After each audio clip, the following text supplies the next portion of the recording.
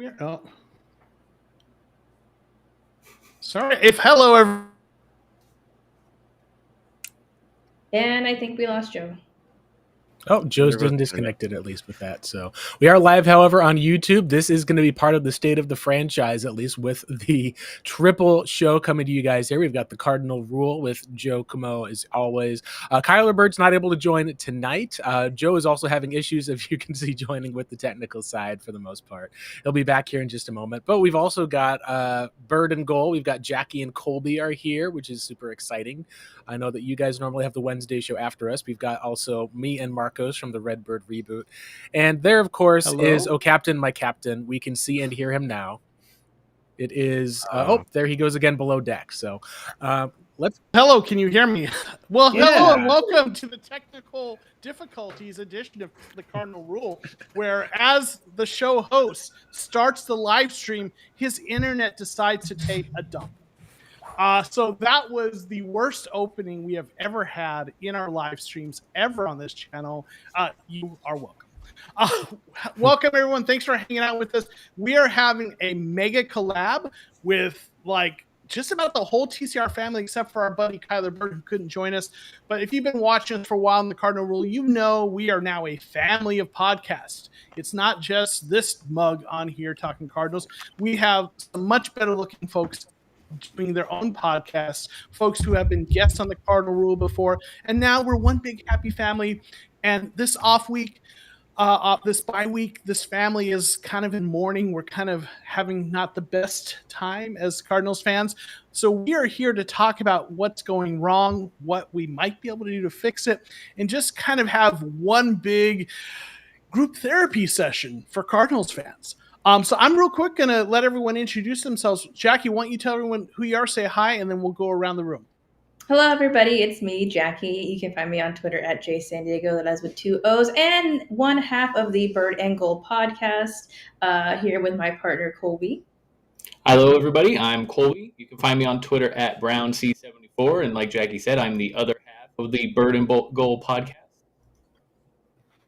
I'm at Pancake Soul, Marcos Sobrada. Of course, I'm one half of a Redbird Reboot podcast. With you'll obviously he'll introduce himself soon, but yeah, just a guy who loves to analyze and watch film and stuff. He's on mute. And Blake Murphy is and muted. Now Blake's having issues. I was about to say, you called me the other half, not the better half, just for that reason. I got to remember to go off of mute a bit more often. But yes, Blake Murphy 7 there on the Twitter and X.com as well. Breaking down film and making some takes. We got plenty of good stuff, at least, to talk about tonight. Well, Blake, I think it is generous to say it's good stuff to talk about, but we have stuff to talk about, right? Listen, we all know the Cardinals season has not gone as we had hoped. This was year 3 of the rebuild. This was the year you're supposed to take that step and be a playoff team. And that's not what's happened. And we're here, 7 games in, and we've already pretty much given up hope on the season. And I do not think that's hyperbole. That is kind of where we are at. It would take a miracle to turn this thing around, right? Real quick, say hey to some of the folks in the chat. We've got Silver Wolf, 5 Mug Podcast. Good to see y'all. We are glad to see you.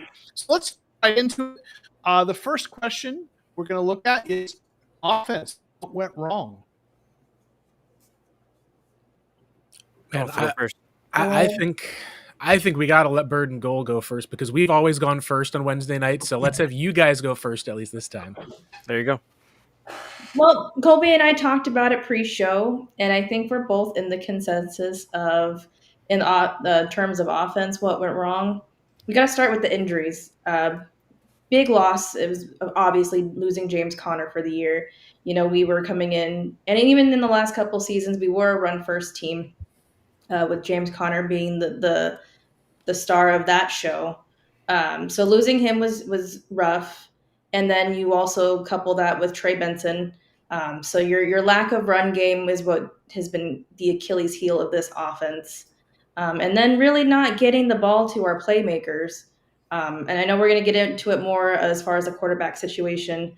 But really there's just not a lot of cohesiveness with this offense. This offense, doesn't really get into rhythm. And you can probably point the finger at, your QB situation as well as your offensive coordinator, Drew Petzing, what he likes to do. It's very vanilla, very predictable. And then, the sequencing of the play calling, if you need short yardage, you're calling a pass play. You need big chunk yardage, you're calling back-to-back runs. Yeah, and I think, you never want to blame a season being lost for injury. Bruce Arians always had the next man up mantra. But once the offensive line started off shaky with having Will Hernandez on the pup to start the season. Well, not officially on the pup, but on the roster, but not ready to go. You lose Tip Ryan, you lose both running back 1 and 2, and James Conner, and it just, that Drew Pensing and John is to run the ball and to take you out of the game. You can't run the ball, so it definitely is a tall task now. And I think that's you never like to blame injuries, but it has been a big factor, I would say, in what went wrong this season.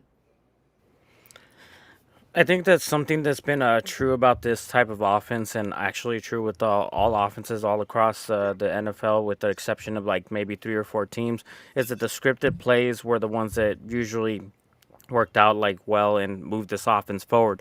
The 15 plays that you start with, that you practice all week with, and they're able to execute. But funny enough, those are the plays that they go under center more, and they use a lot more motion because it's already kind of scripted in that situation. But with the differences between quarterbacks is that like you've seen more under center and like more motion and whatnot with one quarterback. With the other quarterback, it just kind of recedes to like being more like shotgun centric. So that's what I feel like is the problem, is that like once we go off our off scripted plays, we're not utilizing the stuff that actually continues to work. Yeah, no, I definitely agree. I think running the ball is the biggest thing. But you take a look at last year's Cardinals offense, and I know PFF grades aren't everything, but at a lot of times ends up kind of quantifying the eye test that you can make for teams. Cardinals last year were top 6 in overall, and at times had like a 1 or 2 best rushing attack in the NFL. They're bottom 5 this year in Pro Football Focus in terms of run blocking specifically. That seems to say that there's been some regression from the interior line, from the guards. Obviously, Will Hernandez has been missing for a while, but even in some of the games that he's been in, when you take a look at the run blocking specifically, their best run blocking game this year was against the Colts. That was the one game in which we were able to see they were able to kind of have a pretty balanced offense. They were able to get touchdowns to a couple of different guys. They had Jacoby throwing the ball through the air. It was one of their better efforts, and it was with Will Hernandez back there, of course, actually playing the majority of the snaps. It was not the same case against the Green Bay Packers. We got to see at least what seemed like a lack of adjustments on the offensive side.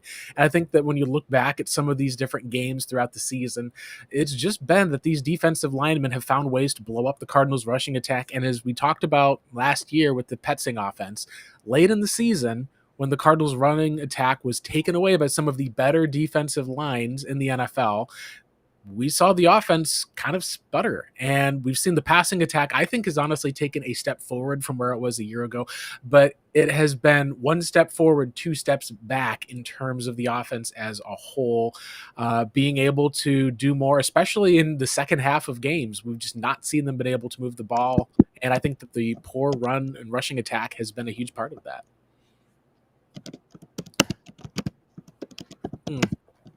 Joe, I can hear you a little bit at least, but we want to make sure we can hear your full voice there. There we go. Can you hear me now? Absolutely. I think the universe hates Cardinals fans. I think the universe looked at this team and said, what is it that you do well, and what is it that you're going to build your offense around? And they saw that that was the running game. That was what we did so well last year. And I've talked about this before. I really think that this team built their whole philosophy around run the ball some more, make some explosive plays, and keep the defense off the field, but make the defense, an improvement on the defense so that they are keeping low-scoring games and they're winning.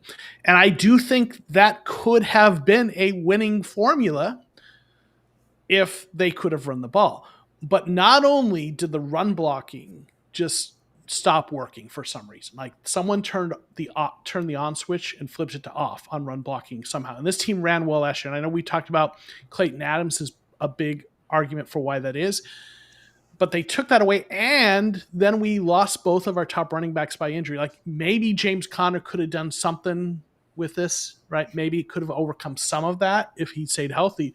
But the entire offensive philosophy, I think, was built around running the ball and taking your shots. And we'll talk about the quarterback situation. This team has limitations, and I think they built an offense around those limitations with that structure. And then the rug got pulled out from under it with the run blocking and the ability to run the ball. And I think everything fell apart from there. So I think we all have kind of cited the running and the run blocking in some way. And I think that the wisdom of the crowd here, I think, is right on. It's something to do with the running. So that's the big thing.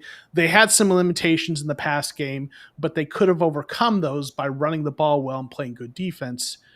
And, they've been in every game. So, like, literally, this is a few bad things going wrong between the run blocking and injuries away from working, you could argue.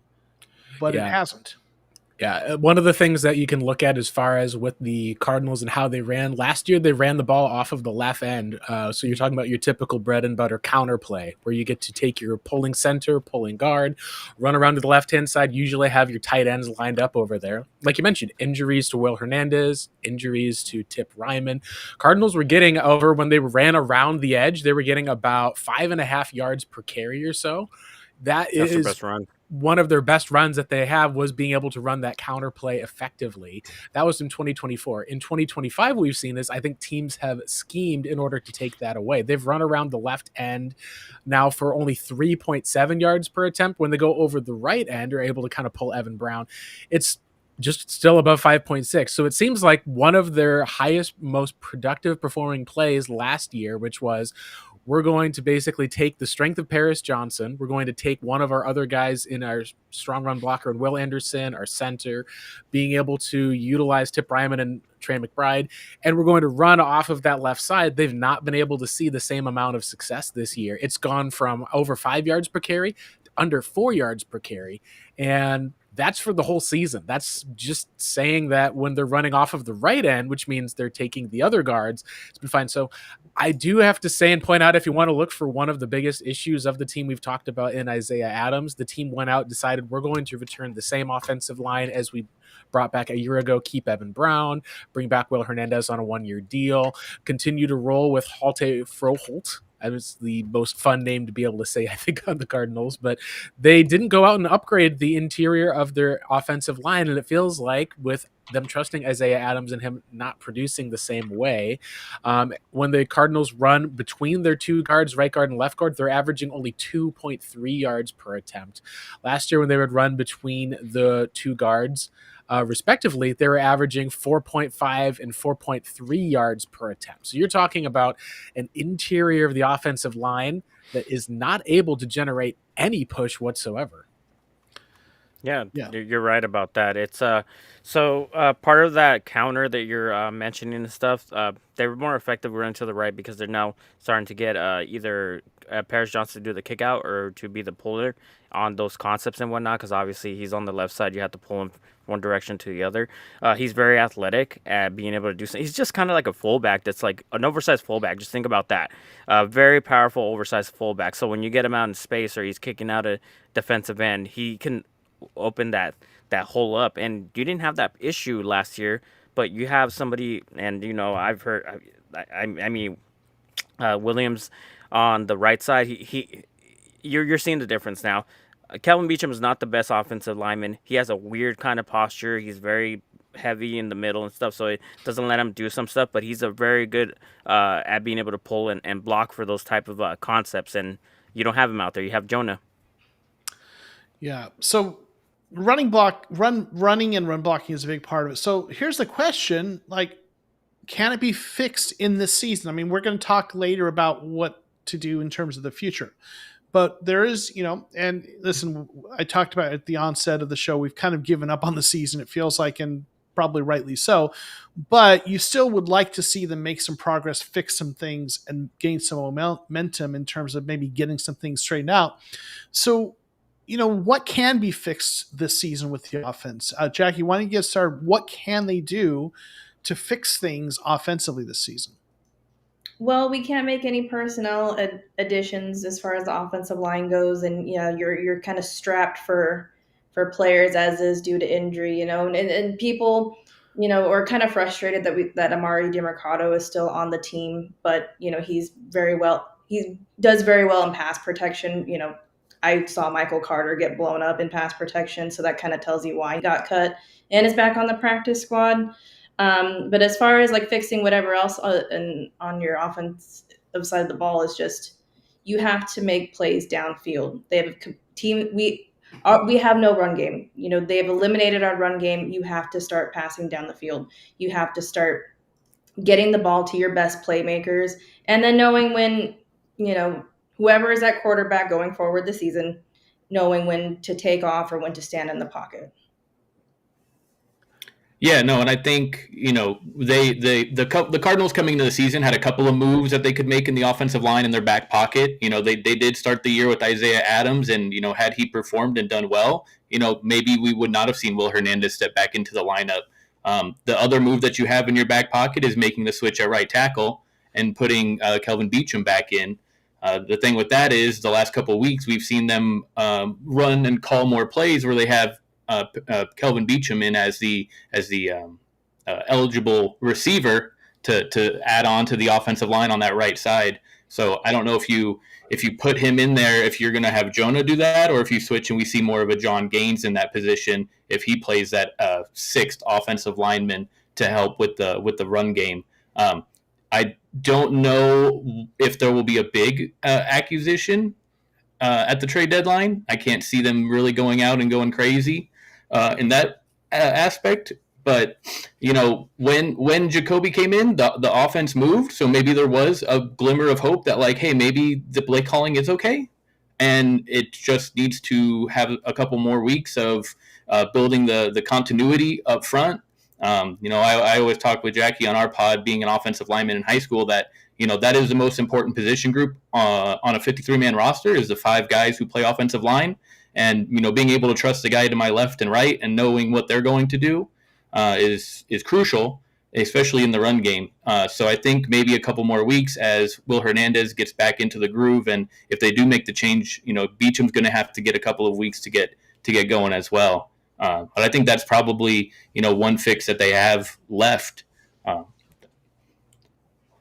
Yeah, absolutely. That right tackle position is very crucial, especially in this moment, because that guard and tackle, like that relationship that they have between both of them and stuff, is very important when it comes to not only pass protecting but being able to run block effectively. And it's just it hasn't shown as much as it should with someone like Jonah Williams if he's a puller. So I don't even think they try to even pull him on any of these concepts, which means you cut your offense in half. You're basically this is the effective side, this is the non-effective side, and if defenses could catch on to which way you're going to run, if it's just going to be hey, they're always going to run to the right because they're going to try to pull Paris Johnson or other players on that side of the line, and instead of hey, we know what they're going to do, and them adjusting to us and us being hey, what are we going to do differently on this type of call? Well, you can run to the left and then have essentially a 3-yard gain because our running backs try to hit the edge and they just can't because everybody's flowing in or all these DTs are penetrating our offensive line and whatnot. So the type of fixes that we need to go for is wholesale. Unfortunately, we don't want to be in that purgatory stage where we're hey, we won seven games or 8 games and we're in the same situation as last year. And if Kyler Murray comes back and he balls out, that's something that's going to be a situation where okay, what do we do? Do we keep him or do we just move on? And if it goes back the same way as last year, same offensive coordinator, same quarterback, same everything, same coach, I don't think we're going to make any movement aside from that. Muted, Blake. You and me both.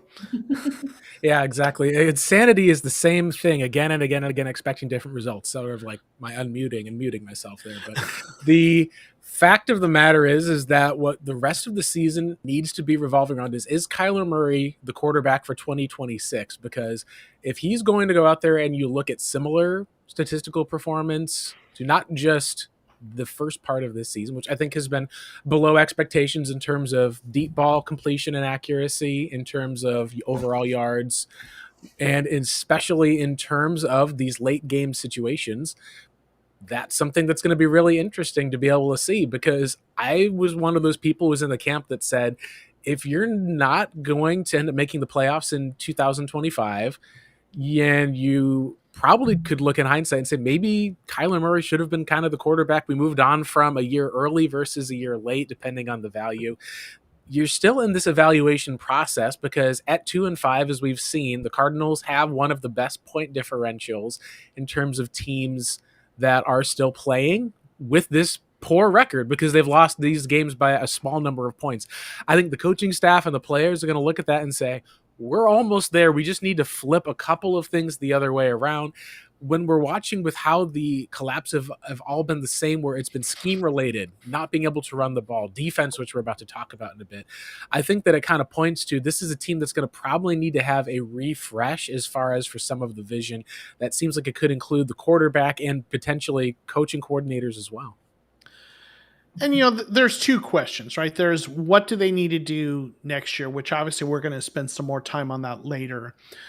But the question of what can be fixed this season, right? Like, can we turn some things around? I'm not holding out hope that they're going to turn it around enough to make a playoff run. It's not impossible, but the hole is too deep and the competition is too stiff for me to see it as anywhere near possible or probable. 3-5 is better than 2-6, and that's where it comes down to being a very important game off of the bye. It is possible, just not probable, right?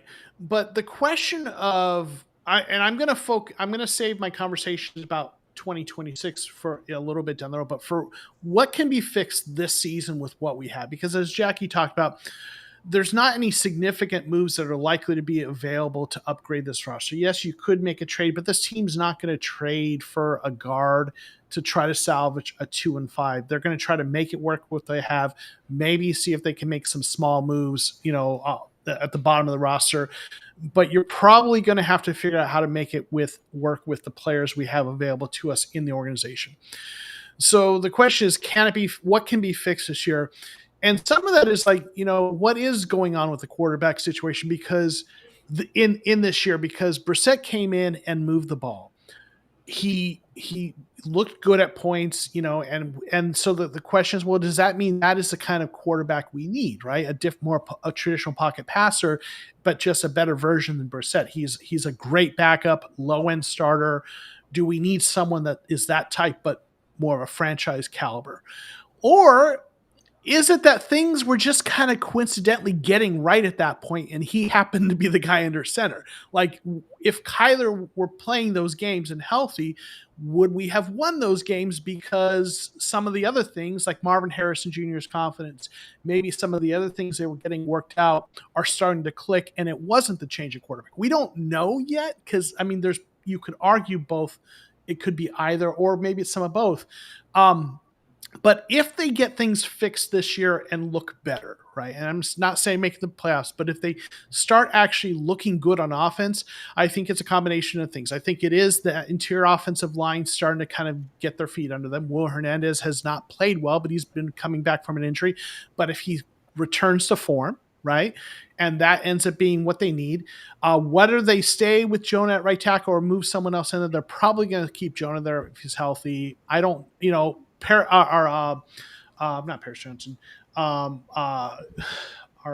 the old guy, Kelvin Beachum. Yes, Kelvin Beachum. This old guy had a brain fart, but the old guy Kelvin Beachum is a better pass blocker, but not a better run blocker.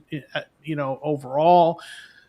But if that interior gets a little bit better, right, and then Kyler comes back, and Marvin Harrison's playing with more confidence and more aggression, and things start clicking. They've been so close. They haven't been horrendous. They've just been not good enough. Maybe just all those little things start clicking and it does start to work. That would be what that's how it would get fixed in season. But it's not getting fixed by anything drastic. Maybe they could lean on the passing game more because the running game isn't working, and that could work. But if it's going to get fixed in season, that's probably what it looks like. The blocking gets a little better because guys get healthier or more to form, and the passing game starts to click a little more. To me, that's what it looks like if it gets fixed in season. Yeah, I think the last thing too is if you look at the average margin of defeat in the 5 losses, it's 2.8 points per game. That is a field goal. That is 1 or 2 plays going the other way over the course of 60 minutes. There's another 2-5 team that people had Super Bowl aspirations, and the Baltimore Ravens their margin of defeat right now is 14.8 points per game. That's a lot more. Getting built as if I can say that here. I don't know how friendly we are. I'd rather be really close and lose games than getting blown out. 38-10. There's a lot more work, and you're saying we need 5 things, 6 things to turn around. When you're losing by a couple of points, it's like, okay, hey, if Zay Jones caught that ball, if Amari held onto that ball, we have 2 more wins, and we're maybe not talking about the doom and gloom of being a Cardinal fan back on 2025. And I think you make a good point. Like, it's really frustrating to be losing like this because we're like, man, we're so close to being a winning team with these games. But if I step back, objectively speaking, as disappointing as it is, as much as I say I hate losing that way, if you're thinking about next year, you'd rather be trying to build off of that than build off of 2019 or 2018 Arizona Cardinals, right? What we had that year. So I'd rather have to do the refresh with what we have if what has been happening continues to happen, it will be frustrating, but I'd rather be trying to build off of that than off of a team that's scoring 12 points a game. Right. And then the one thing that I think that we have to talk about is expectations, because this was the soft part of the Cardinals schedule. Mm-hmm. That's something that's kind of crazy to think about. If you're talking about what the rest of the schedule looks like, there is one team with a tougher schedule than the Arizona Cardinals, and it's the Houston Texans, who still have to play a bunch of teams. The Cardinals have the second toughest strength of schedule. They do play the Houston Texans. It's one of their easiest opponents. Cardinals are one of the Texans' easiest opponents that are there left. It's something where this was supposed to be the spot where you get off and are able to get off to a 5-2 sort of start. And what we saw instead was the Cardinals dropped 5 games straight. Losing 5 in a row has been something where it pretty much anytime you drop back-to-back games, you get a step behind if there's another team that's in your division that is actively going out and winning 2 games in a row. Cardinals, by dropping 5 in a row and putting at the bottom of the division, losing 2 of those, they're going to have to probably be able to fight just to get back to a 2-4. That would mean having to win 2 of their next, we're just splitting to get back to a 2-4 overall schedule, with 2 games still to play against a Super Bowl threat in the Rams, with a game still against Jacksonville, and with, like we talk about, this Monday night football game up against the Dallas Cowboys. We've got no idea what the status of Joe Burrow or even maybe Joe Flacco is with the Bengals. But the Cardinals are in a space, at least, where when we're talking about the opportunity to turn things around, even if they do turn things around with the offense, if it turns into, hey, guys, we've got good news. We've turned things around with the Cardinals. The offense is better. The defense is better. We're now losing only by 2.5 points to some of these teams. Then you're not going to really care about if the team is improving, because you just need to go out there and be able to get wins. You're going to have to go out, do something hard, and upset a couple of these teams, including some of these difficult to beat NFC West teams or the team like the Tampa Bay Buccaneers. Does this guy with this comment look at all familiar? This old school Flips guy? I was going to say, does he look like anyone you know? This is my brother. So my brother. That's you. You would think people thought we were twins when we were younger. That's my brother Jimmy. I don't see how. He's got like half of the beard you've got. Come on. Yeah, now. Exactly. But all the rest of the good looks. But listen, here's hoping we beat the Cowboys, right? That's we have in recent years, and in all those years where the team's not been good, but they pulled off a win against the Cowboys. That's been the one solace that I've had, because I, like many people, do not like the Cowboys.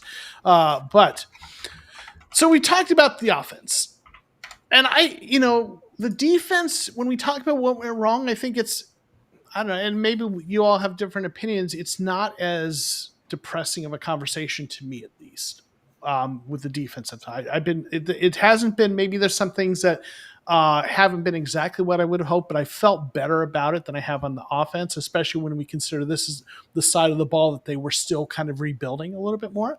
But Jackie, what do you think? What has gone wrong on the defensive side of the ball?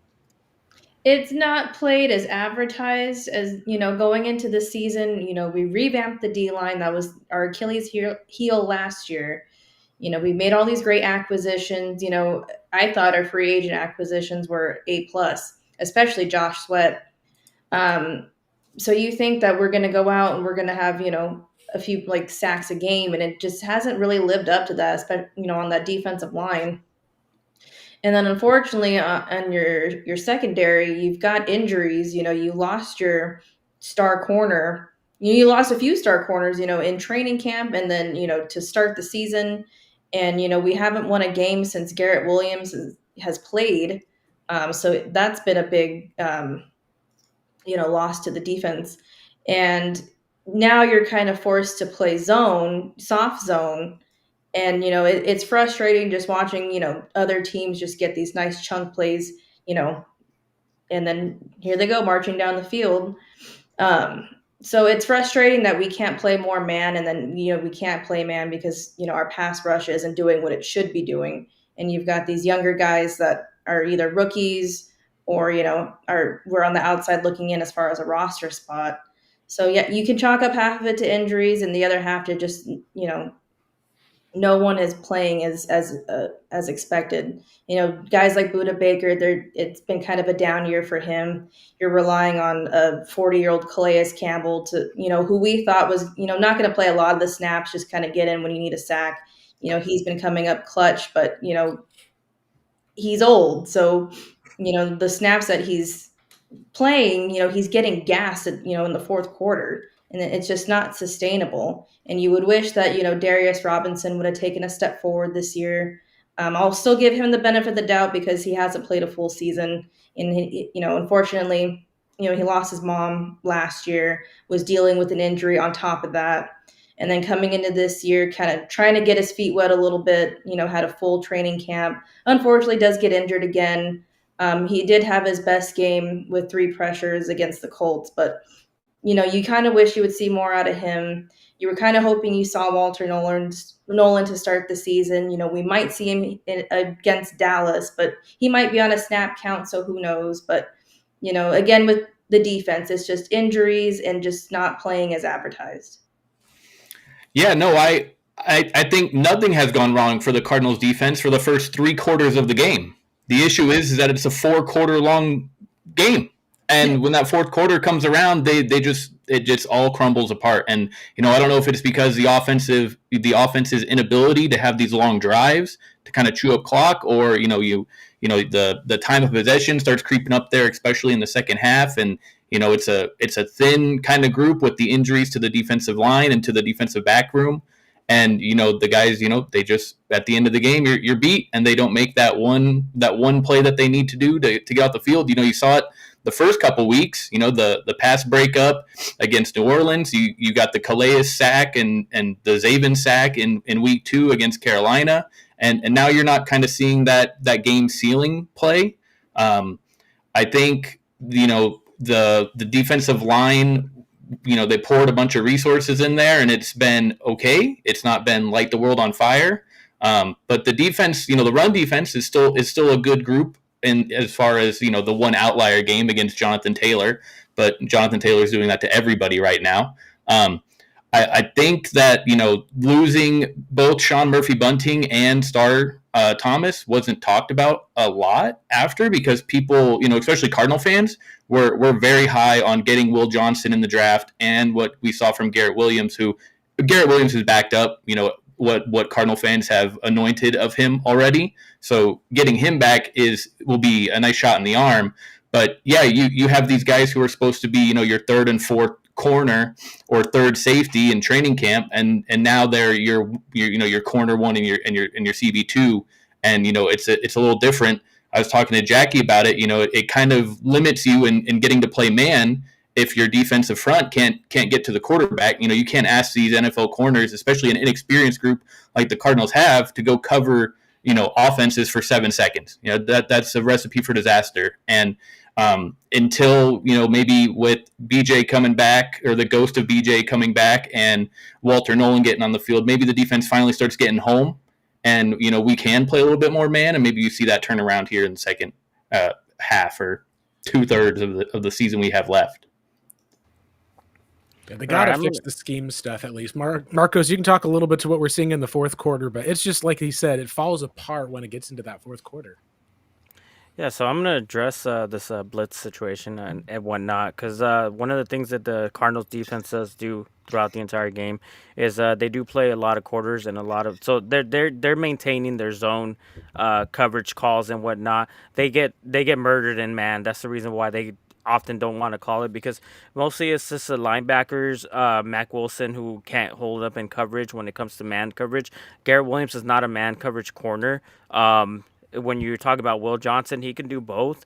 But Max Melton has also been he's been a liability to the boundary and whatnot. So these guys, they have no choice but to have to play like off coverage.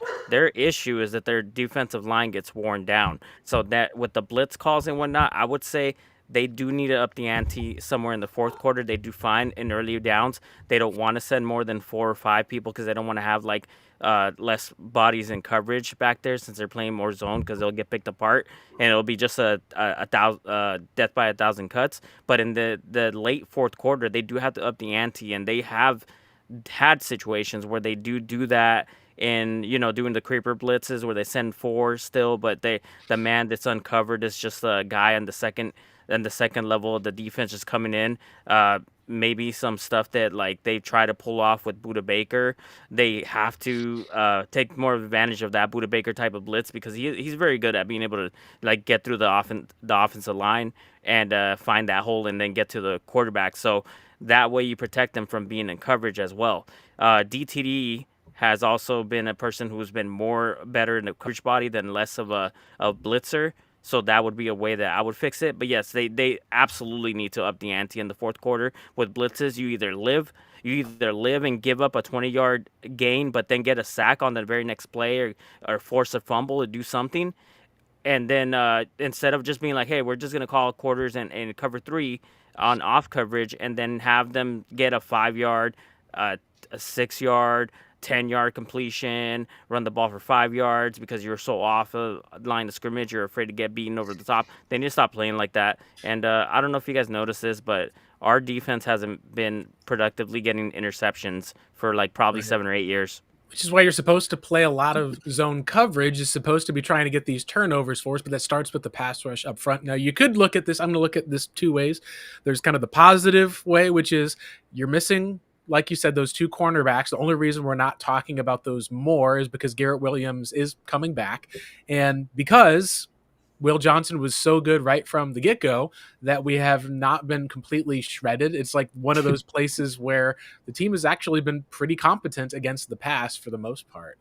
The issues that we've also seen on the defensive side is that we knew they were going to be light at linebacker. They almost always are with a Jonathan Gannon coached team. They got Kaiser White basically off of, being cut from the Eagles on a 2-year deal. He's not returned for the team, but they found a Mac Wilson. They were able to find an ADG who was able to, Akeem Davis-Gaither, coming in to at least be productive.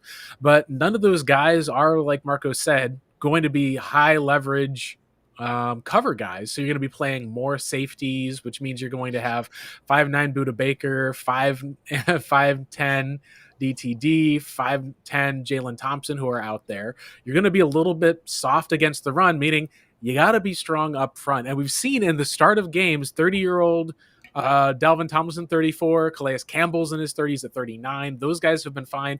But you kind of start to see why they drafted Walter Nolan to begin with, and he's missed up until this point. So if Walter Nolan's in there, you could say, all right, let's take a look at this. The positives might be you got guys coming back from injury. You're going to get a guy who's got some freak athleticism up front that can get some more penetration, that can give Calais a bit of a break on the sideline. You've got another guy coming back in your secondary who can man your slot. That should allow you to actually be able to play a little bit of these larger packages against the run.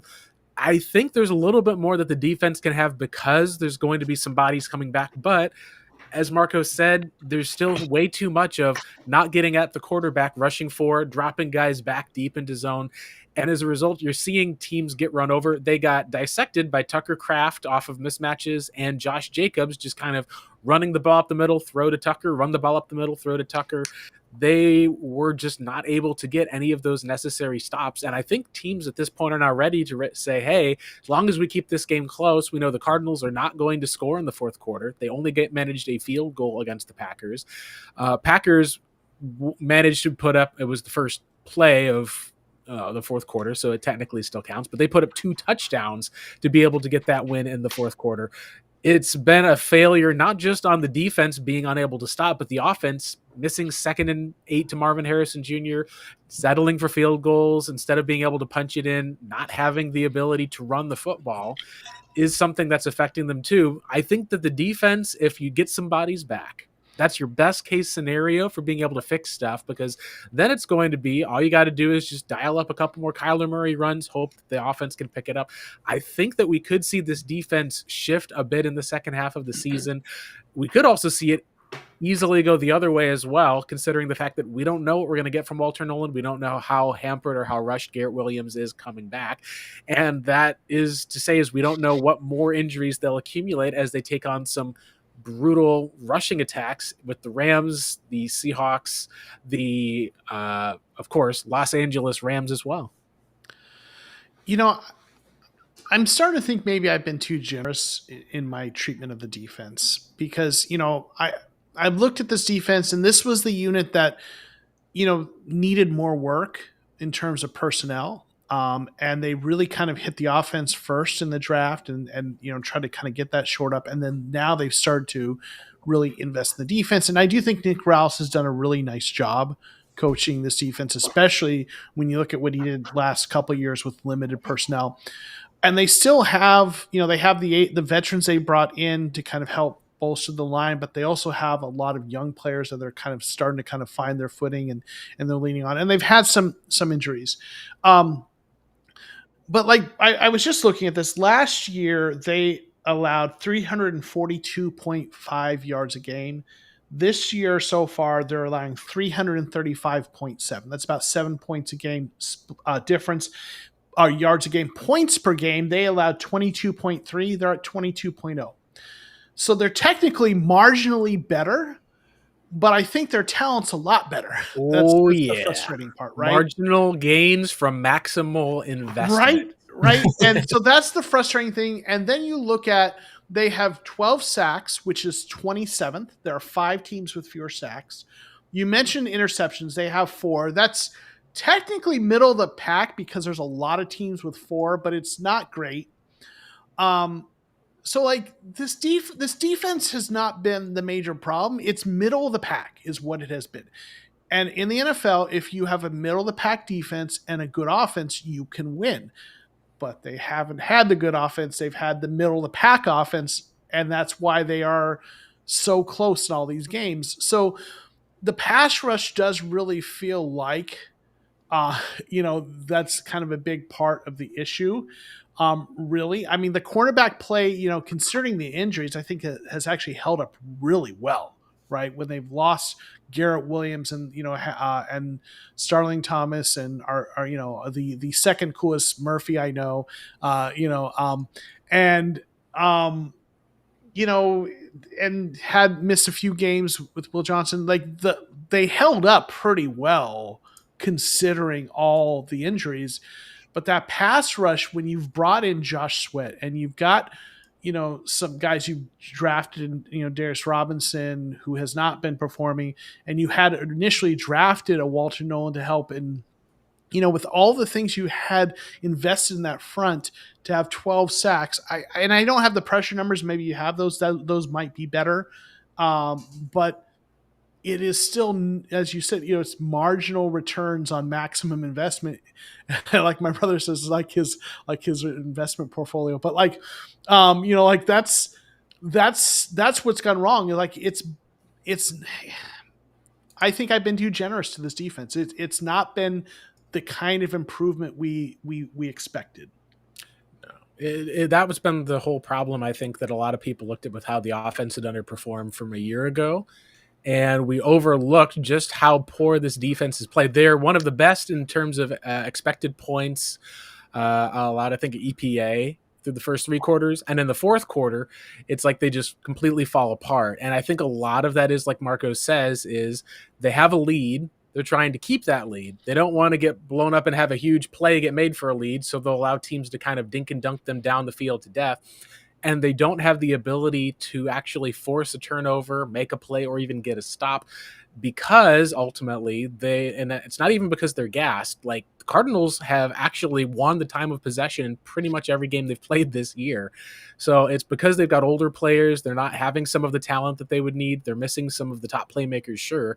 But it seems a lot of this is schematic, and that's where it's something of we can say what went wrong. The question is, can you fix it? And the problem, I think, with fixing this is I go back to and say, well, what were they saying about Jonathan Gannon in 2022 coming out of the Eagles before he came to Arizona? They said, oh, we just hate this soft zone where they'll rush 4 and drop 7 that Jonathan Gannon keeps running. It's allowing all these teams back in the game against the Eagles super late. Thank goodness our rushing attack is able to kind of close out these games. And I'm like, oh, I feel like I'm having like this repeating nightmare that Eagles fans are like having to admit, maybe you guys weren't wrong in like some of what we're able to see. This is the same sort of issues. That leads me to think that it can be fixed, but it's going to take a Jonathan Gannon who's going to have to choose to be aggressive in a way that he has not been through 3 seasons. And the question is, will having his job on the line force some of that aggression from him? Yeah, you think back to his time in Philly, that those Super Bowl teams that they had, that defense, they had 60-some sacks and were just getting after it. They could drop 7 because that front was able to get home. And, their secondary, when they went to the Super Bowl, was not full of great players. It was James Bradbury, and it was kind of an older group that wasn't these stars because your front 7 was much better. And I think right now the Cardinals, like you said, they've spent so much money and draft capital to revamp the front 7, and we're not seeing it yet. So that's where that's the frustrating part.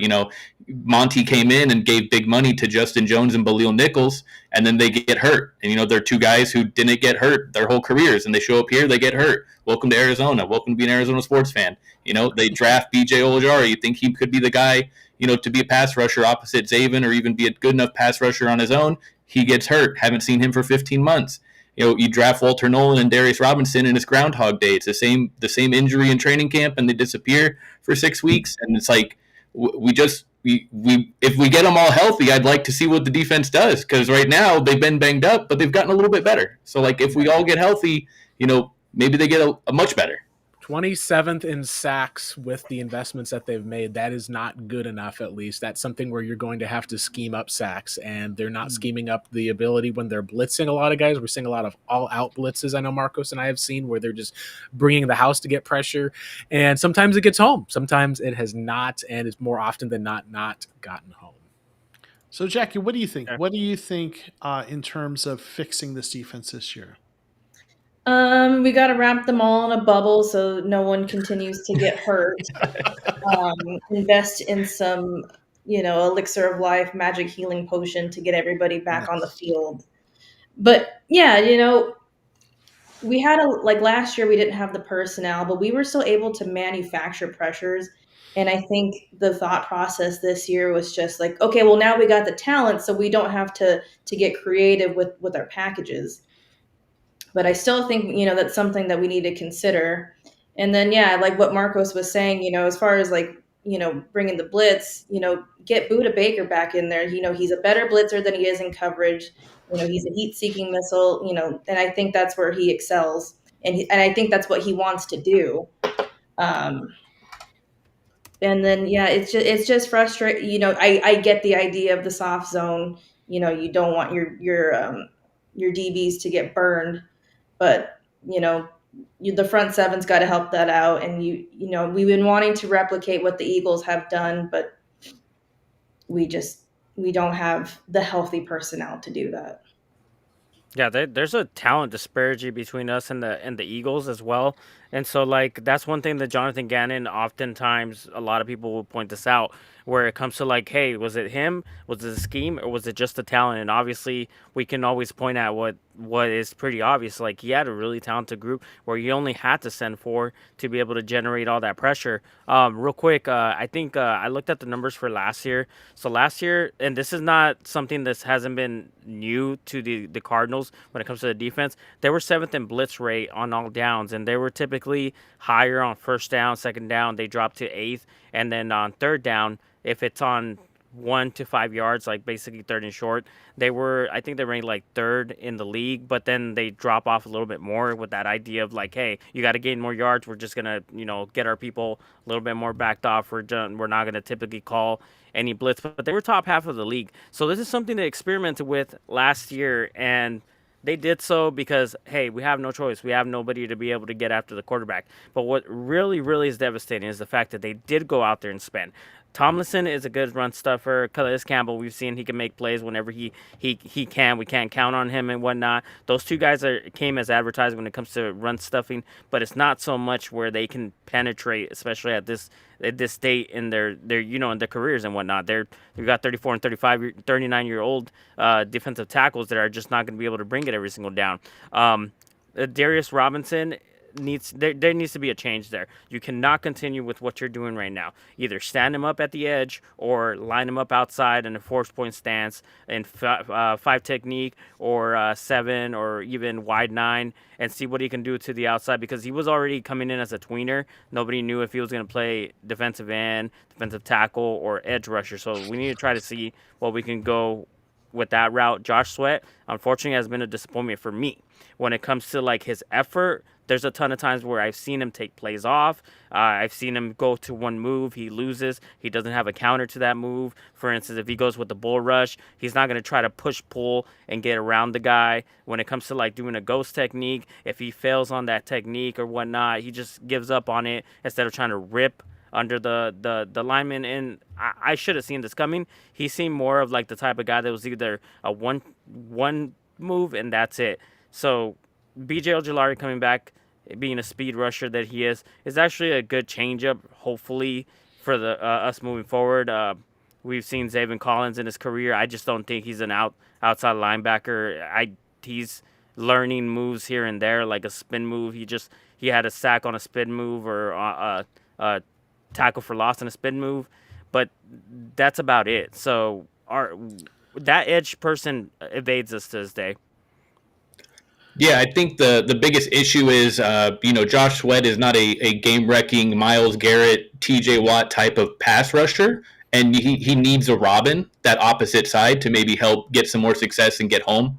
And I think maybe with the injuries on the interior of the defensive line, maybe they are playing Darius Robinson inside where they're kind of not, where they don't want him to be because of, not having Khalil Nichols and not having Walter Nolan and not having Justin Jones, maybe when they all get healthy, you see him kick out to that 5 or 7 tech, and maybe that's kind of the other answer that the Cardinal defense could find here in the second half.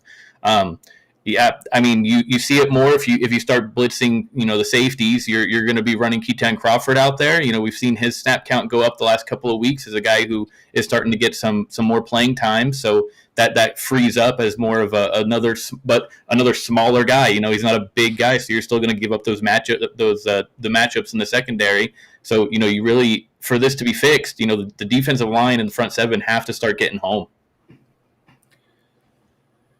Yeah, I'm thinking and hoping that some of the players that come back from injury can help make a difference, because Marcos talked about the disparity in talent between us and the Eagles, and that's a big thing. And the players that are coming back aren't going to totally make up for that gap in comparing the personnel, but it is going to give us better personnel. And I think a key person in that equation actually could be Garrett Williams, because I wonder how much of what's going on, or connecting to that, the cascading effects of having to make up for missing who is really your best cornerback, has had, Buddha hasn't had as good of a season. How much of that is because of him having to help make up for what they're missing with Garrett? How much of them limiting what they're doing in terms of blitzing is because they're having to kind of cover for not drop too many people out on islands?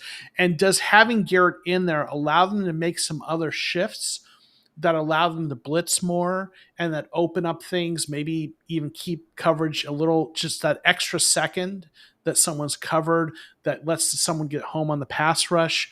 And obviously you talk about Ujulari coming back, and how some of those, and maybe getting Walter Nolan in there, just even if it's just part-time snaps, getting a little extra juice.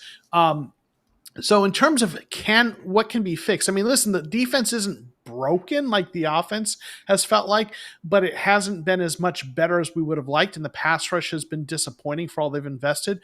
But there is a possibility that getting some injuries, some guys back from injury who helped, who are key players in the defensive backfield, right? The coverage units can help, kind of have that synergy with the pass rush to help them have more time to get home. And then getting a few of those healthy players on that defensive line, and that, guys like Ojulari in there can help make enough of a difference that we start to see things rolling. And maybe this defensive unit actually starts doing what we had hoped they would, at least in the rest of the season. Yeah, I would subscribe to that as well. Like, we have no idea what they kind of impact they're going to bring, but I would imagine it would probably be positive in that instance, for us to see something of a change or whatnot. So yeah, I believe that with these guys coming back, I mean, we don't know what they're going to do, but I think it would be better at this point.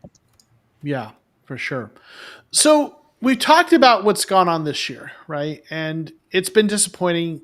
There's maybe some things that can get a little better this year. We might be able to see some improvements. We might be able to, end. I mean, it's a tough schedule, so ending strong might be asking a bit much, but we might not be embarrassing down that back stretch. But really, we're all kind of in this mode where we're really thinking about next year and beyond, right? And there's a lot of questions to look at with that, but it all starts with the most important position on the field, and that's the quarterback. And we talked about that a little bit, but we kind of have been wanting to save more of our Kyler Murray conversations for this portion of the show. And listen, he's a very polarizing figure in the Cardinals fan base. There are strong opinions. I had been an apologist for a long time. I've kind of gone on record recently saying I don't think he's the problem, but I'm not sure that he's the solution. I feel like maybe everyone needs a fresh, clean slate, him and the team. And there is this question: does what we've seen with Jacoby, moving the ball down the field, show us that we need a different kind of quarterback? Or is that is that signal or noise? So what I want to open up the conversation is, when we look at moving forward, starting with next year, what do we do at quarterback? Run it back with Kyler or nah? Right? So Jackie, what do you think? Do we bring back Kyler? Do we move on from him after this season? What's your take on that? I'm going to make an analogy, but when I make this analogy, this is not any relating to my personal life at all. So don't take this the wrong way, Colby. But it's like being in a long-term relationship where it's like, okay, it's been 7 years. Are they going to propose? Are we going to take the next step? And it's like, well, things aren't like totally bad. And, but also like, where is this going? What is our future looking like? And I think, you have to ask yourself, like, should I move on? And, is my current partner stopping me from finding my Super Bowl champion love of my life? Like that sort of thing. And I think that's kind of where we're at, where it's like, well, yes, he has probably been the best quarterback that we have drafted. A great talent, all the athleticism in the world, but it's not bared fruit. You can chalk up the Cliff years to what I feel is like, it's a college coach who didn't do enough to get Murray ready for the next step of his career, the pros. So he kind of handicapped him in that sense. And then you come in with this new regime, and you have an offensive coordinator who puts you in a box, kind of, you're going to be a pocket quarterback and you're just going to stand in there and throw. I know you can run, but you're going to stand here and you're going to throw. And you are a little short, and, you've got this big offensive line that you might have a hard time seeing over. I know Tua Tagovailoa has admitted that he can't see over his offensive line. So it's got to be similar for Kyler Murray, whether he wants to admit that or not. So you've got an offensive coordinator that isn't utilizing your skill set. We don't know if he's going to be here next year. Personally, I don't want him here next year.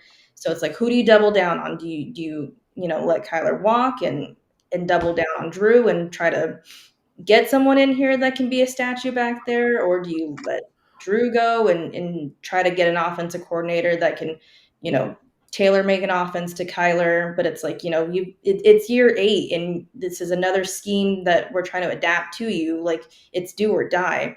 And I just feel like at this point I'm so fatigued by it that I'm ready to get a fresh start and see where we go from there. And I've been a Kyler Murray fan, and it's very frustrating. You want the guy to work out, and this is coming from a place where I didn't want him here at all. I was really hoping that he would have kept Josh Rosen because I didn't feel like he got a fair shake. But I want to win games. I want to see a playoff win. So I think, and it would be a good situation for him too, where I feel like, there's been so much pressure on him to be the guy. He's not a very vocal guy. And I feel like a lot of his hangups are, a lot of it's mental, especially now that he had the ACL injury. So I feel like if he goes somewhere else, goes into a system where they want to build their offense around him and his skill set, he might have a chip on his shoulder. He might have like a Baker Mayfield type of like resurgence where, I have nothing left to lose. My job isn't guaranteed anymore. I'm just going to go out and I'm just going to play my brand of football. Yeah, no, I mean, when Kyler came in, you definitely drafted him with the number 1 pick because of what he can do as a passer and with his legs. So I think putting him into this offense, while you're asking him to no longer, go put up 38 points to win us the game, we put him in this role now with Drew Penising to, hey, couple of long drives, go get 24 points, and this defense is going to get us a win. So, they're not asking Kyler to go play hero ball anymore. And I think by not having these designed runs or getting him going with the run game or including him in the run game, you kind of take the shiny, sparkly Kyler Murray that you drafted with the number 1 pick, and you're making him not what made him a dynamic player in college. Like, you're taking away half of what made Kyler Murray the number 1 pick in the draft. And when you do that, he's not the guy. He's not a franchise quarterback. He's not a stand in the pocket. He's not this big, tall guy that's going to take hits and deliver balls downfield. He's going to, when that pressure comes, he's going to drop. He's going to drop his eyes. He's going to be parallel to the sideline. He's not going to be looking downfield. And that's why you see a lot, when Jacoby comes in, you saw it in the Indy game. Jacoby took a ton of shots in the pocket, but he stood in there and he delivered the ball. A couple of them were errant passes that missed Marv, but he wasn't afraid to get hit. And with Kyler, I think, it's always in the back of his head, taking the baseball slide or going down on his own or, bailing out of the pocket so he doesn't get crunched. The last time we saw Kyler Murray really get hit was that the Jets game with the unblocked guy at the end of the line of scrimmage just came and blew his helmet off and lit him up, and then he came back the next play and delivered the touchdown. So, I don't know if he, kind of needs to be punched in the mouth and then he kind of sits up, but I don't know, like Jackie said, it's been 7 years, so maybe it's time to kind of cut ties and, wish him the best and try to, rebuild the interior offensive line and get the next, high draft pick that you spend on a quarterback in here. Or if you sign Jacoby to a 2-year deal. So if you bridge, for a year and Jacoby's the guy, no one's going to expect the Cardinals to go, 10-7 next year if Jacoby's the starting quarterback the whole season. But if Jacoby keeps you almost 500, the Mike Tomlin special, I don't think anyone's going to be upset with what Jacoby does for you. And then that next season, you can get the guy in 27 if there's no one you like here in 26 that you're really ready to move on from Kyler. Oh boy. Well, I've been out on Kyler Murray for quite a bit. It's just one of the things that I've mentioned time and time again is that there's quarterbacks that we got to be real about what the quarterbacks are that are coming out and stuff. A lot of them are athletic. They're not like Kyler Murray type athletic that they're gonna run like 4-3 or 4-4 and whatnot, but they are very mobile. They're starting to get very mobile. They do tend to have big arms. That's the reason why they go in the first round and whatnot. And they operate obviously a college offense. So a lot of these guys are coming into the NFL not even going under center. I heard a conversation with an offensive lineman talk about that. Penix runs a lot of pistol because he's not used to being under center, and that's some same boat as like Kyler Murray. But he had his offense, with Cliff Kingsbury, because Cliff Kingsbury ran the same offense he's been running since college. There's a lot of screen games, obviously, because he attacks the outside. He doesn't attack the inside very consistently. Obviously, vision plays a part in that. And being able to like throw out to the boundary outside the numbers was his biggest strength and whatnot. What ends up happening is that the biggest strength now gets taken away because they know that his best way of being able to attack these cornerbacks is over the shoulder boundary, back shoulder throws on comebacks and curls and whatnot. And when they reallocate all that defense to widen up and just take care of everything outside the hash marks, it has to be a situation where he has to learn how to attack over the middle more consistently. Now, is that possible to be anticipatory? Yeah, it is. It is possible, but I think he has to see it open before he can throw it, because he doesn't want to necessarily not see that linebacker that hook drops and then gets that interception. We've seen that a few times where he doesn't see the linebacker underneath or the safety underneath that's cutting it off. And if something's going on with his mindset where he does not want to feel, he doesn't feel comfortable over in the middle, they're just going to take the outside. So unfortunately, with this type of offense, 70% of the NFL runs this type of offense. It's not anything that's new out there. So if he moves on to a team that's most likely going to be a heavy under center, more, what is it called? Not play action, but more motion included in it. And if that does come down to a comfort thing, the motion, because if you're seeing a picture of the defense and you're sending motion, they can always fool you by changing responsibilities and make you think that it's zone and it's actually just man coverage, or man coverage in its zone. So quarterbacks want to have a still picture and whatnot. They want to survey the field. And play action, we all know, you turn your back to the defense, so you turn around, maybe something different happens when you turn around. And it does come to a lot of like, hey, I've never ran this type of offense. I'm just not comfortable doing this consistently. That's why I mentioned those scripted plays are always where you see the most success and the most points being scored. And then afterwards, once they get off the off script, 15 plays later, you start seeing a downtick. Yeah, Blake, what do you think? Oh, muted again. I was just typing a reply. Jackie, Colby, do you guys have to get going at all anytime soon? Yes, right. Unfortunately, it is that time. Okay. So we're going to thank Jackie and Colby for jumping in. They did have to get out of here in about an hour. And so we thank you guys for jumping in with us. Make sure you all check out Bird and Goal every Wednesday. They're kind of going around this time. I think they're usually wrapping up. Actually, they're just starting, I think, around this time, right? Yeah. Mm-hmm. So definitely check out their stuff. They're part of this great TCR family. Why don't you guys give a quick shout out, and then we'll continue on with the three of us. Yeah, so definitely check us out on Bird and Goal here every Wednesday. This is the kind of the content we bring, just kind of giving our thoughts about the game and with the matchups going forward. Colby and I will be in Dallas this weekend for Monday Night Football, so we'll have a lot to talk about on our next episode. So definitely come check us out. But yeah, you can find me on Twitter at jsandiego. That is with 2 O's. Yeah, and you can find me on Twitter at BrownC74, as well as the podcast profile at Bird and Goal. And yeah, thank you guys for having us on. It was a blast to connect as a family for the first time. So, all right, cool. We're out of here. Thanks, everybody. We'll see you guys next time, and we'll continue on through to the rest of the conversation. Thanks, guys. No problem. Have a good one.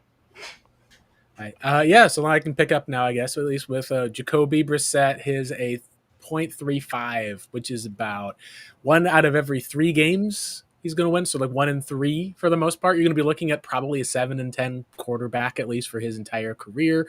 Probably a little closer to 6-11, if we're going to be honest, with just the way that NFL games have gone. Jonathan Gannon is 1-10 as a starter, as a coach, I should say, without Kyler Murray as his quarterback. Even with these 2 games Jacoby has played well, he's still 1-10, went from 1-8 to 1-10.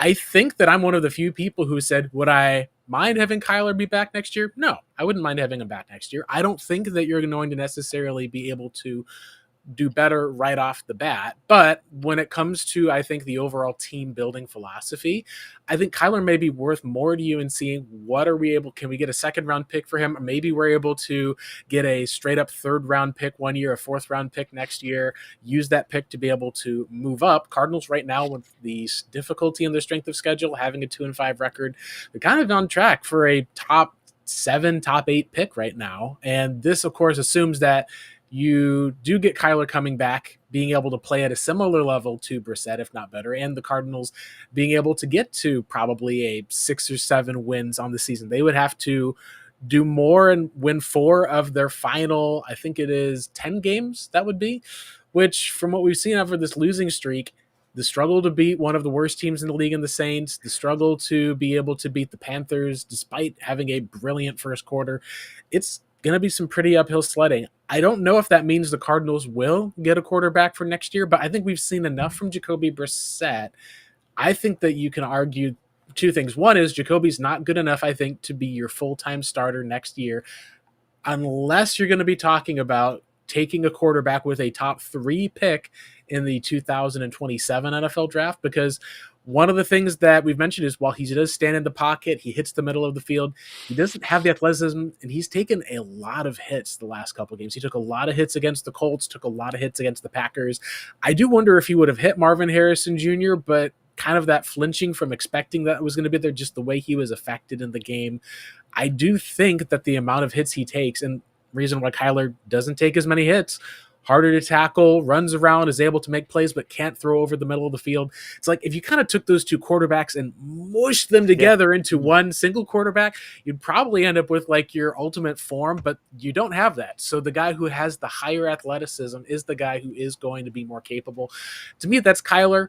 I do think, though, that long-term strategic building, you're taking a look at Kyler's contract. You're looking at him at age 28. You're looking, I think, also at what is the return for a team that's not going to take a quarterback, or a team that maybe with a head coach in Aaron Glenn is like, hey, if we add Kyler Murray to this defense, we add another receiver in here, suddenly we're talking about a team that actually has a good enough defense to be able to make the playoffs. They played a heck of a game against the Bengals on Sunday, went for it, were able to get the win. Maybe that's a team that says, hey, Kyler Murray can be our Jared Goff for the Jets. We go and bring this guy that someone doesn't want, bring him into our system. We maybe lose a little bit for the first year or 2, but we can see something in him that he hasn't been able to get in that last stop. And I think that change is ultimately good in the NFL. We talk about with Baker Mayfield, it's not just him. It's also the likes of a Sam Darnold who saw change. We see it happen with Kirk Cousins moving out of Washington to Minnesota, was able to get to the playoffs. I think it's one of those places where, sure, there's going to be questions about your long-term quarterback and where that's going to come from. But I would be the guy who'd say, yeah, I think that I could move off of Kyler Murray, and I probably think the Cardinals should be inclined to move off of Kyler Murray. Especially when you consider just where they're at as a team. I think the deeper seated questions are, do you run it back with this staff? Do you run it back with this coach? Because you're either going to be giving a new coaching staff a new quarterback, or kind of, unfortunately, like hanging a pretty lame duck season onto them if you're going to be unable to get one of those guys in the draft or via trade. And kind of back with what the Jets have been this year, which is running Tyrod Taylor and Justin Fields out there for a team that is probably going to be taking a quarterback in a year, because that's what the biggest need is on their team. I don't know how all of that fits together, because I don't know the end results, but the one result I think we can see right now is Kyler Murray has been a disappointment to where he's needed to be for this season for the Cardinals to keep him for 2026. And without that changing, I don't think that the Cardinals should keep him, and probably I'd say I'd be okay with it, but personally, I wouldn't keep him either. So Kyler Murray is, again, he's so polarizing in the fan base. And I'm a very moderate tempered person in how I look at things. And I'm not prone to hyperbole. And I hear people say some really extreme things. I've seen in the comments, Kyler's not an NFL quarterback. That's baloney. He is an NFL quarterback. Okay. But he also has not lived up to what you expect for the first overall pick. And he's not like a top 10 NFL quarterback in terms of at least the play. But he is an NFL quarterback. There are teams that would love to get the play that they would rather have him than what they're running out there right now. But let's look at who he is. And part of it is what's so tantalizing about him is he has the arm talent. He can make throws with the best of them. They're like his ability to make throws and his arm strength and ability to make really great throws on the spot is I think in the top 10 of NFL quarterbacks in arm talent. The running talent, we know what that is. There's probably 2 to 3 guys that are in his class, right? But he has some flaws that prevent him from putting it together and being able to be an elite NFL MVP type quarterback, right? And I as I look at it, as I've been reflecting, I think it probably is the size thing. I think there's something about him not being able to see. It's just enough of a disadvantage that it's keeping him from making some of those reads. Because what you see from him is he makes some big plays or he runs if there's nothing there, but he disappears for long stretches. And whereas Jacoby Brissett was still throwing the ball downfield, there are stretches with Kyler where he's either taking a sack or running it for 7 yards instead of throwing it. And it feels like he's just not able to make those reads, whether that's a processing thing, which I don't think it is, or it's a vision thing that's just taking enough of a disadvantage there. But the bottom line is there is a flaw in his game that is preventing him from being as good as his arm and leg talent should allow him to be. I actually am going to make a comparison to a former NFL quarterback that I never thought about this comparisons. There are some differences. They had different flaws, but these are 2 quarterbacks that had talent but had a flaw that kept them from being elite, and that's Alex Smith. Mm-hmm. Statistically, they're actually fairly similar. 20 touchdowns to 25 in their best seasons. Not Alex fewer interceptions, but Kyler doesn't throw a ton of them. And a typical year for Alex Smith was 21 touchdowns, 7 interceptions, and 3,400 yards kind of a year. And Kyler is kind of a low 20s touchdown, not a ton of interceptions, not a ton of yards. And for Alex Smith, I think his flaw was more he didn't throw downfield as much. He was more of a dinker and dunker. And then maybe there's more to it. But where I'm going with it is I think building around Kyler Murray would be like building a team around Alex Smith. If you have a good enough team elsewhere, you can make it work. But if unless you're building a elite defense, good running game, and you want the ultimate drive the bus kind of guy who can do enough, you need a better quarterback if you want your quarterback to be the guy that wins it for you. And I think, and this is in my headspace now, if you're building around Kyler, would you be willing to build around Alex Smith, right? Which means you have to flesh out everything else around him that much better to be a playoff, contending team. He's good enough to win games if you have a really good team, but he's not good enough to be the guy who carries it. And it's because of whatever that flaw is. Yeah. So I think Kyler, and I'm kind of with you a little bit on this, Blake, that I'm not ready to just totally jettison him, because if you don't have a guy in this next draft that you like and you want to build around, and you're not drafting his replacement, you might as well run it back with Kyler. If you don't have a replacement you're bringing in this next year, and then look at the following year. But if you are going to draft someone, then I'm okay with that. Yeah. So that's where I'm at now. Real quick, I want to say hey to some of the folks that are in here, and then I'll let you all respond to that. There's a lot of folks who've been here. I haven't really acknowledged yet. AVB, our buddy AVB's here. Chris Young's been here hanging out with us. Robert Moore, I've thrown a few of your comments up there. Thanks for being here. We got Classy Nasty. We got Jose Chavez. Thanks for joining us tonight. Probably a few other folks. Oh, we got Chadson McGraw, and a number of other folks. And yeah, so that's kind of where I'm at with Kyler. It's like I feel like they do need a different type of quarterback, and I think you want a higher ceiling quarterback. But if you don't have a better solution in 2026, then I wouldn't be opposed to having him back until you're ready to find the next guy and just build the rest of the roster for whoever's going to be the next quarterback. Yeah, you can take a look at how a player like Daniel Jones or Sam Darnold have done. I think it's a combination of new situation, but also the situation just being better. I do agree with you that the height has been one of the biggest problems. Also with Kyler, he's not making the same sort of throws he used to make. Like his deep accuracy has tailed off since 2021. His big time throw percentage, I believe, is one of the lowest in the league. Like you said, he's kind of turned into a guy who, for the most part, teams are now playing him where he can't see over their line, and then he'll have to hold on to the ball, hit the check down, and then it comes down to can on these broken plays he be able to make a big throw. We've also seen that the Cardinals have started to utilize Marvin Harrison Jr. better, but without having those kind of one-on-one large matchups on the outside that we would see a lot of fade routes and fade balls, which was Kyler's best throw. We've been able to see that offenses have really struggled in this post cover 2 sort of scenario where there's a quarterback like Drake May who's able to just make these big throws week in and week out, but he's a young 23, 24-year-old guy. Cardinals, I think, are in a spot where when you're talking about what Kyler's been passed up by, he's been passed up in production by the likes of Bo Nix, Jordan Love, Drake May. Can even talk at least about how we've seen who is the other quarterback who came? Even with the last couple of years, Bryce Young and CJ Stroud, at least, we've been able to see the Panthers have had a little bit of success. We know the Texans had some success up front. It just is one of those cases of where if you've got a quarterback and things haven't been working out, one team's trash is probably going to be another team's treasure, as we've seen with, MVP candidate Indiana Jones, as the nickname goes, which is shocking to everyone. Most shocking, I think, to me, getting out of the New York Giants turned out to be the best bet for him. It does mean that you're probably going to see Kyler Murray thrive with another team, or you're going to be looking back at that and saying, hey, like we at least got out from the guy and out of that contract before we went out, had to pay him another $40 million a year sort of deal. I think just getting to a rookie quarterback contract is one of the ways that you can also build the talent pool and build it probably a lot quicker by getting a lot of veterans around.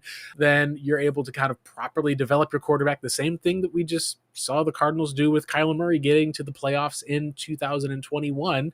I think that ultimately when it came to the quarterback to step up and make those plays, they just were not there to be made. And I've seen enough from Kyler Murray at this point to say he may have a resurgence with a new team. There may be some changes he has, but ultimately I think that they do need to move on. I think the biggest question, of course, has come down to is job security for me as a fan. I personally, as a fan, do not care if they get a franchise quarterback so long as they get one. If they get one in 26, 27, that's fine.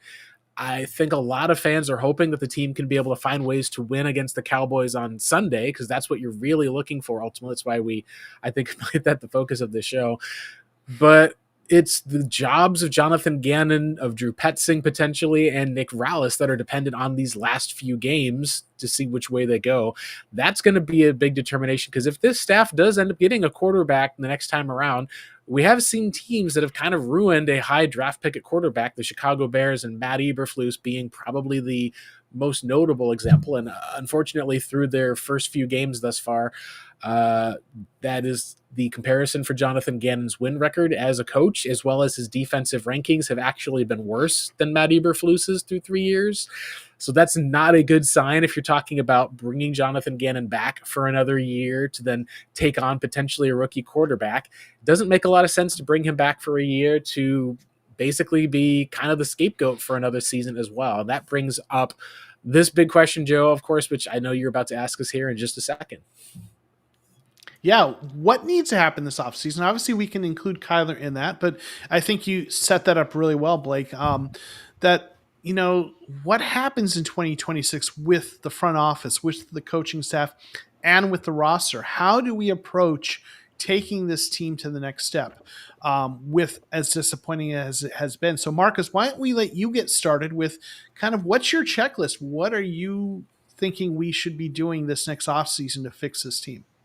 Well, if there's enough interest or maybe a desperation from like teams that maybe want to see a change at quarterback, I would say like try to get as much as you can, or a high enough draft pick for someone like Kyler Murray if you are ready to sell. If you're in a situation where, let's just say we lose this game and the fan base versus the Cowboys, I'm talking about, and the fan base is just completely out, don't be afraid to make that next step. Don't have any half measures, because when you do half measures, that's how you end up with a later first round pick, you end up with middling like picks at that position. You end up asking yourself that question: hey, are we good enough, or are we almost there to be able to take it to the next step? Where in reality, this coaching staff has shown us what they are at this point, and they're not going to be able to win situational football games for the meantime. And are we even do we even want them developing a new quarterback? That's a bigger question. You most likely want to get like a offensive minded head coach who might be somebody from the KOC situation over in Minnesota. I think you brought it up, Blake Murphy, the offensive coordinator over there, to be able to take that type of mindset and that type of scheme to be able to develop a quarterback. But if this franchise as it stands is going to be the ones that we're going to trust to develop a quarterback, it's very important to have the right people in place. I don't think that would be going. So I would clean house, start with fresh with an offensive-minded head coach. Maybe you can talk Nick Rallis to coming back, even though it hasn't really been the greatest thing to have him here. But at least you'll have somebody that knows the defensive scheme. I don't think he'll do it, but do that. Have that wholesale change. The guys that we have in the roster, I would say that 95% of them are good. They're okay to be able to keep. Obviously, some contracts you can let go. Draft heavily on both offense and defense, especially the offensive line. Get that guard situation taken care of. No more of this like, hey, we might have some. No, get it taken care of. Whether you have to pay or you have to draft higher on guard, and that would be my changes. Yeah, I think this offseason I've seen enough from Gannon on the defensive side to be able to say I wouldn't mind seeing Nick Rallis without Jonathan Gannon to be able just to, like you said, have some of that consistency. But I would also say, like Marcos has talked about, can you get one of these quarter offensive guys or a former, Cardinals have always struggled to get in an experienced head coach because they've really just avoided Arizona. The only ones that they've really been able to get in that have been qualified, experienced, like good head coaches were because other teams passed on them. The Bears passed on Bruce Arians, and he was able to come to Arizona, and the Pittsburgh Steelers passed on Ken Wisenhunt in order to hire Mike Tomlin. It turned out pretty well, at least for one franchise, not so much for the Bears. That's something at least that I think is curious is, can you bring in one of those guys who's experienced or not? Because that seems to have been a Michael issue. I've been of the mind that you can always get a guy who is an offensive coordinator, his first gig, like we saw it with Cliff Kingsbury. We saw it even with Jonathan Gannon's first gig, because he was a highly esteemed coach coming off of the Phillies era. Got passed up because a couple of other teams ended up, I think partially due to Sean Payton passing on the Arizona Cardinals, being that experienced head coach who also cost a couple of draft picks as well, was able to kind of get one of those coaches in who's building something that's been very strong. But the culture, I think, in and of itself is something that I think is more coach driven. And what we've seen with losing the last 5 games in a row is the coaching staff is going to either make the adjustments, go back out there, rally the players and win games, or we're going to see the same continual losing continue. And the Cardinals are going to be kind of forced into making a change they may not be ready for or want to make a change. As far as it goes for addressing, I think the biggest and easiest way to address stuff is you're going to have to address the offensive line, because the right tackle spot has not been good. I think that the Cardinals could make a move to Kelvin Beachum and move Jonah Williams sooner than later. Jonah's a better run blocker, so you're going to lose a little bit there. But what we've seen with the Cardinals is that would be a move that I could see them making, and then keeping up with this pass-heavy offense. What I really could see is the Cardinals diagnosing and saying, you know what the problem is? We're missing James Conner out there. We don't have a starting caliber back on the roster. Trey Benson, while he is being athletic and doing good on some of these outside zone runs, he's not doing good at hitting the hole up the middle. We need to go out there, make a move for a running back. Maybe we give up a late round pick swap of some sort, so we keep our draft picks, but we move down a little bit in the round, get a starting running back in here, commit to being able to run the ball further. I think that's what they're going to try to do the rest of this season. And I think that they would then look to the draft next season to say, we're going to roll with Jacoby and either get a draft pick at quarterback or go out there and get that starting right tackle in the NFL draft. I think that this franchise could also look at trading down if they're not able to address either of those two needs, to try to arm up for picks for next year. And then you're talking about probably having to look at some offensive coach who's going to inherit Jacoby Brissett, inherit probably some other quarterback for a camp battle, and it's going to feel a lot like the could feel like the New Orleans Saints, although thankfully with a lot more flexibility, more picks, and a little bit more cap space than the Saints have had this offseason. And my brother makes a good point. It's hard when your team is competing, keeping it close, right? It makes it tougher, right? And yeah. I really am torn on in terms of the front office. Or I should say the coaching staff. I still believe in Monty Austin-Forth. I think there's some critiques, didn't trust the offensive line enough. Has had some issues with some of the draft picks not panning out, but he's had a lot who have worked out. And, every organization has misses in the draft. And I do feel like Monty's done a good job. And there's some guys that are, maybe are still kind of work. We'll see what happens with Walter Nolan, for example.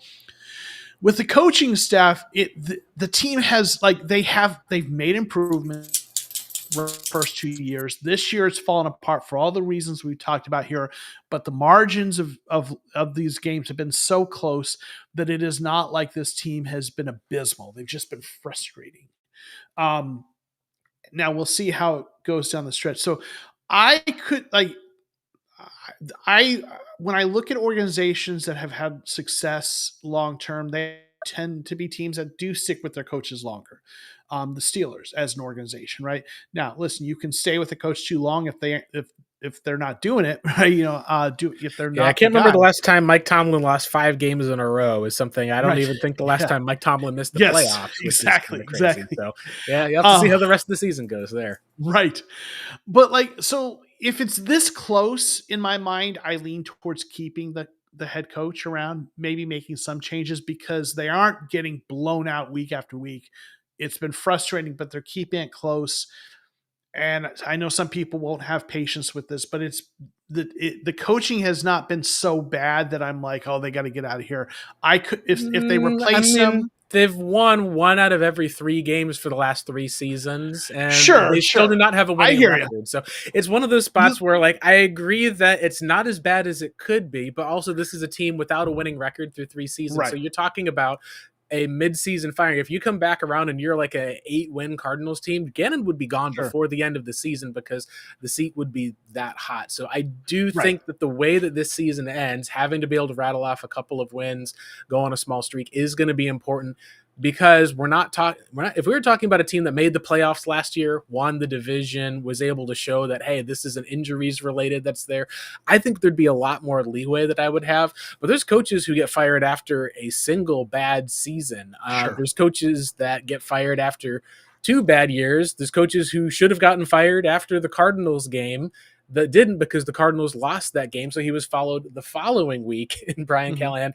NFL just means not for long is one of the things that it does, I think, talk all the time that it stands for. And it is something where if they do decide to keep Jonathan Gannon, I won't be fully opposed to it depending on how the season ends. But it is kind of a buyer beware because we haven't really seen that sort of a winning season or emphasis to say that, yeah, well, you know what, this year with a rookie quarterback and a couple of different coordinators, things are definitely going to be different. And that's the biggest concern that I have going into 2026. If they keep Jonathan Gannon, is he the right guy to be able to steer the ship? Because you don't want to bring him in for another year, fire him after 1 season. Suddenly there's a rookie quarterback with a coach who didn't draft him or want him that's having to learn a brand new system all over. It just feels like you're kind of in that whole spot of a lot of stuff is going to really count on the next couple of weeks to determine what direction you're going to go in 2026, and you don't want to make the wrong move. So like I was saying, I'm torn, right? I'm ambivalent. I don't have a strong feeling. I lean towards stay if it's close. For me, it is close. They made progress the first 2 years. Like I was saying, this year, the margins have been close. It's not what you've expected. There's a lot of things that have gone wrong. So I'm torn. So if they brought them back and fixed some of the other things, I could be okay with that because of all those reasons I kind of was saying.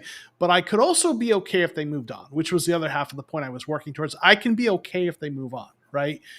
I'm so on the fence on this one. that it's almost like I care more about what they do with some of the other questions than this one.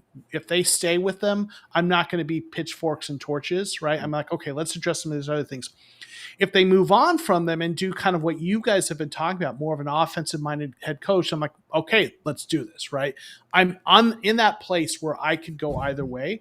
But to me, kind of where I'm going with this is I'm staying with Monty.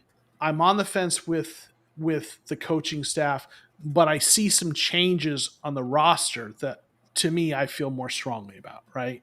Yeah. And some of those are what you've talked about. I agree with you. The first priority is fixing this offensive line, right? Especially the interior. We've talked about that all night, right? The interior offensive line is priority numero uno. I think I think you invest some day two draft capital on that, like maybe a third rounder, maybe go rich in a second rounder. My philosophy is not first round on interior offensive line, but I could see going second round or definitely third round. Address it in free agency, but make that a priority. Just like they prioritized the defensive line this last offseason, prioritize the offensive line and hopefully get that right.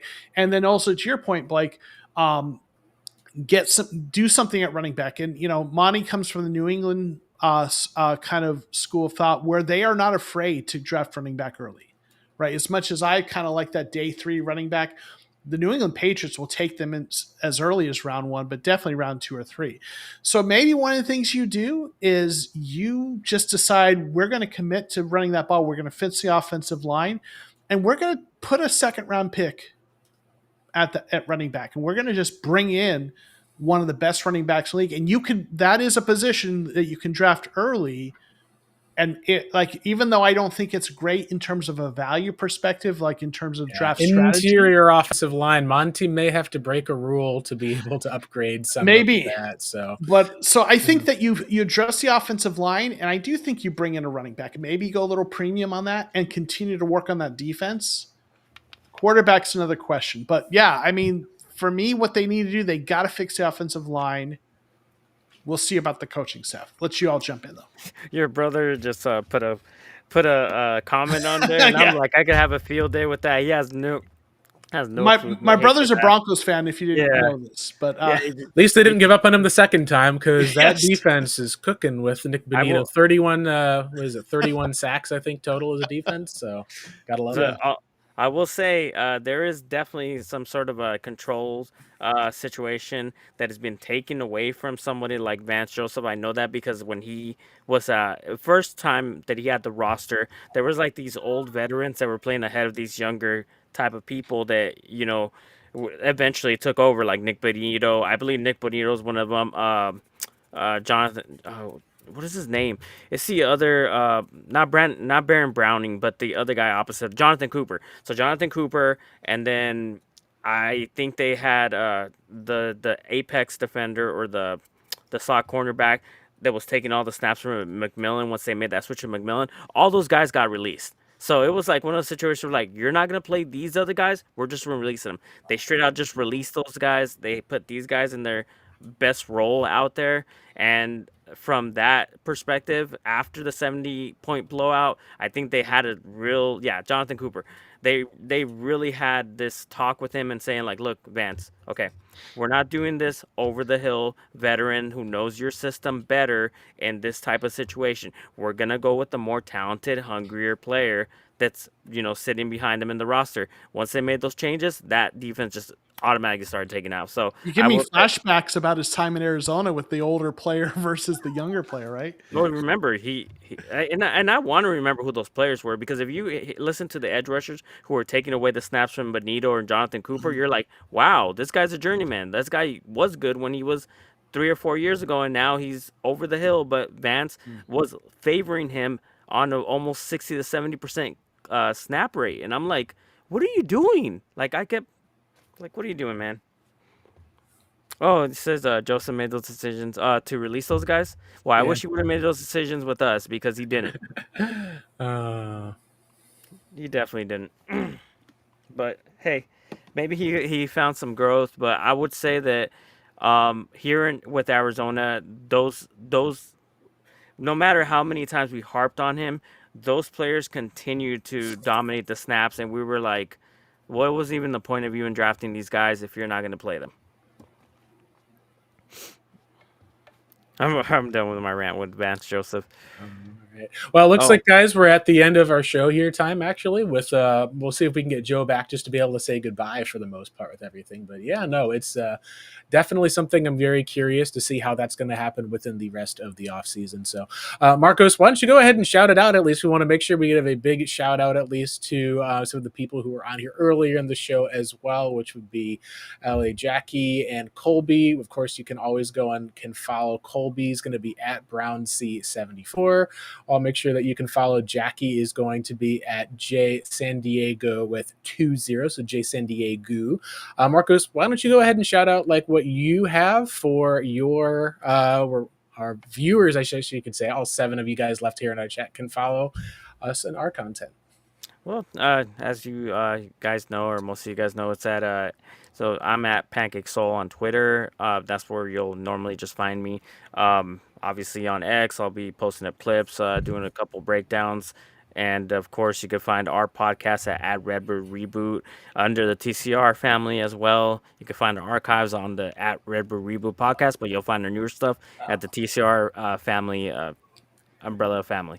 Absolutely. And then you can find me at Blake Murphy7. Make sure you're also following the Cardinal Rule at Jokomo13 as well. He's our kind of captain of our ship, at least for the most part, and this ship now has sailed. We had a nice merry little voyage along the way while complaining about just the state of this 2-5 Cardinals football team. Thank you guys again for tuning in, everyone. This is awesome to be able to have all of these shows together for one big state of the Cards.